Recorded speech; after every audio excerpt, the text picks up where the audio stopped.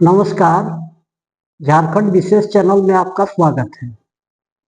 जैसा कि पिछले वीडियो में मैं कह रहा था, विकास के बारे में बात कर रहा था, तो आज उसी को पर बात चर्चा करता हूँ।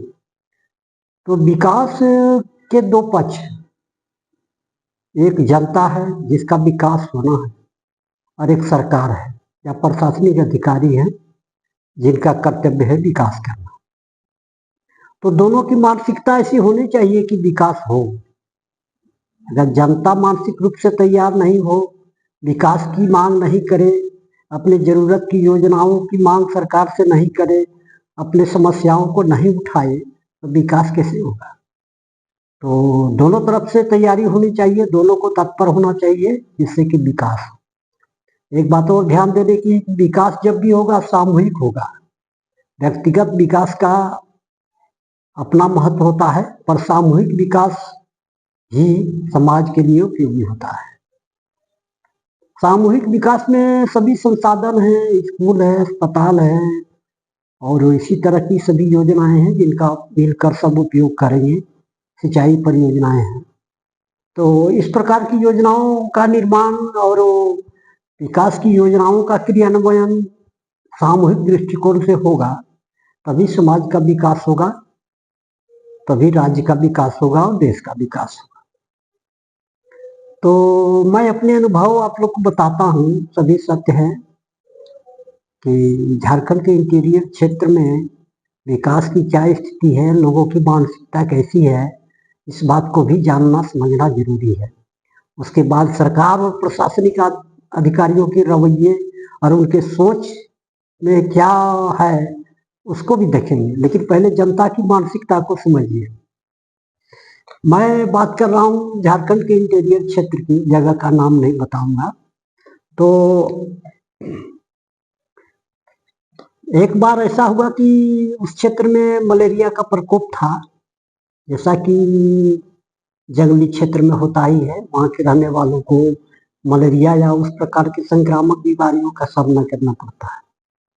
तो वहाँ के पंचायत सेवक ने उन सभी क्षेत्र में रहने वाले लोगों को, उन लोगों को मेडिकेटेड मच्छरदानी दिया ताकि वे लोग उसका उपयोग करें, बीमारियों से बचे। तो कुछ दिन के बाद पंचायत सेवक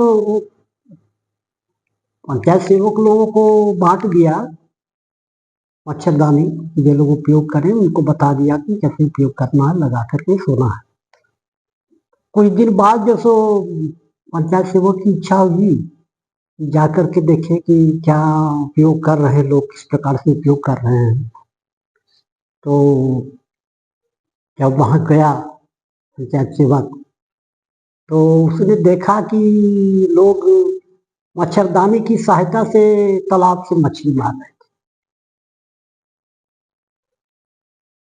तो इस प्रकार का उपयोग अगर मच्छरदानी का किया जाए मछली मारने में, तो जनता की मानसिकता को आप समझ सकते हैं। और मुझे मौका मिला वहाँ के उस क्षेत्र में ही सुलभ शौचालय को देखने का। सुलभ शौचालय नहीं, जो स्वच्छ भारत अभियान के अंतर्गत जो 12,000 रुपये में शौचालय बनता है, उसको देखने का। तो मैं गया वेरिफिकेशन के लिए। तो मैंने देखा कि कुछ लोग शौचालय में लकड़ी रखे हुए हैं, कुछ लोग भूसा रखे हुए हैं और कुछ लोग तो कोई जरूरत का सामान उसमें रखे हुए हैं। और एक आदमी का तो देखिए उसने मशीन अपना रखा हुआ है।